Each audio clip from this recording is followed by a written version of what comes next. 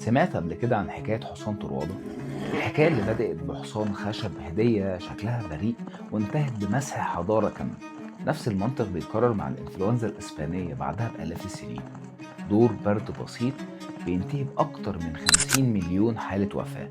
نهايات مأساوية كتير بدأت بتفاصيل بسيطة ما خدناش بالنا منها، لكن لما يكون الموضوع بيتعلق بموت الأطفال يبقى لازم نركز.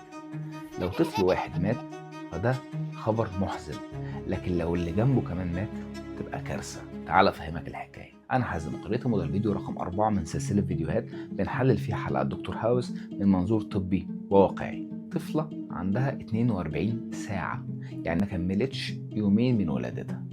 فجأة درجة حرارتها بترتفع وتخش في تشنجات بدون أي تفسير منطقي. بعدها بشوية طفل تاني بيخش في نفس الأعراض، لكن أول ما الطفل التالت سخن هنا الكل وقف. احنا مش قدام صدفة، احنا قدام وباء. دكتور